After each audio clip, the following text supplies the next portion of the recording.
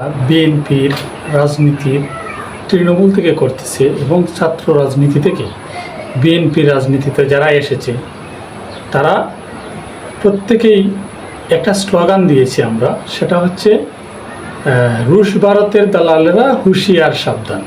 এটা আমাদের মিছিলে যখন কোনো প্রতিবাদ, কোনো দলীয় কর্মসূচি, সব কিছুতে কিন্তু আমরা একটা স্লোগান দিয়েছি সবসময়, রুশ ভারতের দালালেরা হুঁশিয়ার সাবধান। মানে ভারত বিরোধী এই স্লোগানটাই বিএনপির দুইটা বা তিনটা স্লোগানের মধ্যে প্রধানতম একটা স্লোগান, ভারতের দালালেরা হুঁশিয়ার সাবধান। তো আজকে যারা বিএনপিকে ভারতের এজেন্ট, রয়ের এজেন্ট বিভিন্ন তকমা দিতে চান, তাদেরকে হুঁশিয়ার করে আজকের এই কথাগুলো আমি বলতেছি। আপনাদের মনে থাকার কথা, 2014 নির্বাচনের পূর্বে ভারতের সাবেক রাষ্ট্রপতি প্রণব মুখার্জি বাংলাদেশে এসেছিলেন। তখন বিএনপি নিরপেক্ষ নির্বাচনের দাবিতে হরতাল অবরোধ দিয়েছিল এবং প্রণব মুখার্জির রাষ্ট্রীয় সফরে অনুরোধ উপেক্ষা করে আপসীর নেত্রী দেশনেত্রী বেগম খালেদা জিয়া কিন্তু নির্বাচন স্থগিত করে ভারতের প্রণব মুখার্জির সাথে সাক্ষাৎ করেননি। এরপর শ্রুতিতে ভারত বিএনপির উপরে খুব কেঁপেছিল এবং তারা এই আওয়ামী সরকারকে সম্পূর্ণ সমর্থন দিয়ে 2014 সালের নির্বাচনে আওয়ামী লীগকে আবার ক্ষমতায় রাখে। প্রসঙ্গ এখানেই শেষ নয়। ভারত আওয়ামী লীগকে এতটাই গুরুত্ব দিয়েছে, এতটাই তাদের তাবেদার বানিয়েছে যে ভারত অন্য কোনো বাংলাদেশের কোনো দল মত কাউকে তারা তোয়াক্কা করে না। তাদের একটাই কথা, তারা হচ্ছে কংগ্রেস বলেন আর বিজেপি বলেন, সবার তাদের আস্থার জায়গা হচ্ছে শেখ পরিবার বা আওয়ামী লীগ। এরপরে আপনারা অনেকেই বলেছিলেন 2014 নির্বাচনে বিএনপি কেন অংশগ্রহণ করলো না, বিএনপি ভুল সিদ্ধান্ত নিয়েছে। সেই সুবাদে অনেকের অনেক মন্তব্য ছিল। 2018 নির্বাচনে আবার বিএনপি কিন্তু নির্বাচনে গিয়েছিল। আপনাদের সেই মন্তব্য আপনারা নিজেরাই পেয়েছেন। 2018 সালের নির্বাচনে ভোট ডাকাতির মাধ্যমে, রাতের অন্ধকারে ভোট ডাকাতির মাধ্যমে আবার আওয়ামী লীগকে এটা ভারতীয় সিদ্ধান্ত, ভারত আবার আওয়ামী লীগকে ক্ষমতায় রাখে। তারপরে 2024 নির্বাচন বিনা ভোটে, মানে ডামি নির্বাচন যেটা হয়েছে। আমার বক্তব্য হচ্ছে, আমরা শুধু বিএনপি এবং এই দেশের জনতা যারা আওয়ামী থেকে মুক্তি চেয়েছিল, তারা আওয়ামী লীগের ক্ষমতা থেকে সরানোর জন্য সব ধরনের আন্দোলন কর্মসূচি করেছিল।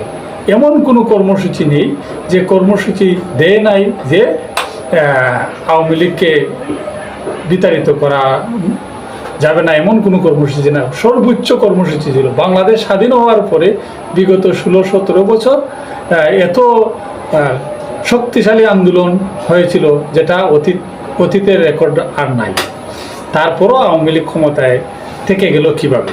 কারণ তাদের আন্তর্জাতিক লবিংটা কিন্তু আওয়ামী লীগ করতো না, সেটা করতো ভারত।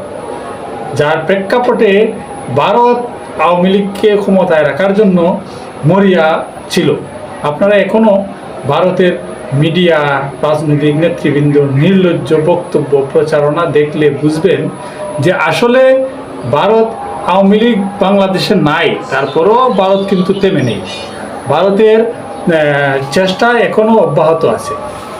কিন্তু শেখ হাসিনা পালিয়ে গেল ছাত্র জনতার আন্দোলনে, এখানে বিএনপির কোনো অবদান নেই, এইসব কথা যারা বলছেন তাদের উদ্দেশ্যে আমার বক্তব্য হচ্ছে, ভারতের মতো একটি শক্তিশালী রাষ্ট্র, এত বৃহৎ রাষ্ট্র, বাংলাদেশের প্রতিবেশী রাষ্ট্র, সেই রাষ্ট্রকে আন্তর্জাতিক মহলে কোণঠাসা করতে যেটা প্রয়োজন ছিল সেটা হচ্ছিল সকল দল মত নির্বিশেষে মানুষের ঐক্যবদ্ধ একটা প্রচেষ্টা। বিএনপি বিভিন্নভাবে সারা বাংলাদেশের মানুষকে সেইভাবে আহ্বান করলেও বিএনপি কিন্তু আন্দোলনে ছিল, রাজপথে ছিল। আপনার বিভাগীয় সমাবেশগুলা, আমাদের 2024 নির্বাচনের পূর্বে যে বিভাগীয় সমাবেশগুলা ছিল, সেই সমাবেশে 2 দিন 3 দিন রাত জেগে জেগে প্রতিটা বিভাগীয় সমাবেশ হাজার হাজার জনতা কর্মসূচি সফল করেছিল।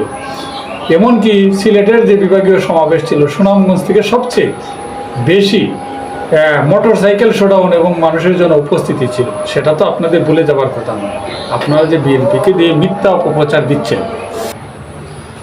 তো যে কথাটা আবারও বলতে চাই, যুক্ত ফ্রন্ট নামে 2018 সালে যে সংগঠন জড়িত ছিল, সেখানে সবাই দানের শীষ নিয়ে নির্বাচন করেছিল, বিভিন্ন দলের সরকার বিরোধী এবং বিভিন্ন রাজনৈতিক দলের নেতৃবৃন্দ। কিন্তু এখানে অনেক স্বাধীনতা যুদ্ধের সময়ের অনেক নামি দামি বীরশ্রেষ্ঠ বীরুত্তম এরাও ছিলেন, পাশাপাশি সংবিধান সংস্কারক বা সংবিধানের যারা রচনা করেছিলেন তারাও ছিলেন। কিন্তু জাতি হতাশ হয়েছে কিছু জাতীয় নেতাদের বেইমানি এই দেশের জনগণের সাথে করার কারণে, সেটা সফলতার মুখ দেখতে পারেনি। বিএনপি চেয়েছিল জাতীয় একটা ঐক্য, জাতি দল মত নির্বিশেষে যাতে আওয়ামী লীগ, ফ্যাসিস্ট এবং ভারতের বিরুদ্ধে একটা ঐক্যবদ্ধ জাতিতে রূপান্তরিত হয়, কিন্তু সেই মিশনও ব্যর্থ হয়। তার পরবর্তীতে আপনারা আরও লক্ষ্য করলে দেখবেন বিএনপি বিভিন্ন সময় বিভিন্ন ধরনের কর্মসূচি দিলেও যারা জুটেছিল তাদের অনেকেই সরকারের সাথে আঘাত করে চলেছে, যার ফলশ্রুতিতে সেই ঐক্যটা তৈরি হয়নি। যেমন চরমুনাই পীর সাহেব, উনি যখন নির্বাচন করলেন সিটি কর্পোরেশনে, যখন ওনার নাক ফাটলো তখন ওনার হুঁশ আসলো। এর আগে উনি আওয়ামী লীগের সাথে আঘাত করেই চলেছেন। শাপলা চত্বরে হেফাজতের রক্তক্রয়ী যে গণহত্যা হয়েছিল, সেই গণহত্যার পরেও হেফাজত সরকার বিরোধী 100% হয়নি। তাদের অনেকটা গ্রুপ সরকারকে বিভিন্নভাবে সহযোগিতা করছিল। যখন মামুনুল হক সহ শীর্ষ নেতৃবৃন্দ জেলে যায় তখন তারা সরকার বিরোধী অবস্থান নেয়, কিন্তু তখন অনেক দেরি হয়ে যায়। তাদের মধ্যে নারী কেলেঙ্কারি এবং বিভিন্ন অপবাদ দিয়ে সরকার তাদের স্বৈরাচারী ফ্যাসিস্ট যে চরিত্র সেটা নির্লজ্জভাবে উপস্থাপন করায় এরাও জনমনে তেমন একটা সুবিধা করতে পারেনি। এরপরও এই হেফাজতের অনেক নেতৃবৃন্দ আওয়ামী লীগের বিভিন্ন নির্বাচনে অংশগ্রহণ করে সরকারকে সহযোগিতা করেছে। বিএনপি যতগুলা গণ অভ্যুত্থান হয়েছে সবগুলা গণ অভ্যুত্থানে বিএনপি বাংলাদেশ এই স্বাধীনতা 53 বছরে সবগুলা গণ অভ্যুত্থানের যে জনমত সেটা বিএনপির পক্ষে এসেছে। এতে কি প্রমাণিত হয় না 69, 71, 90 এবং 24 সবগুলা গণ অভ্যুত্থানের ফলাফলে বিএনপির পক্ষে আসে, কারণ বিএনপি মানুষের কথা বলেছে।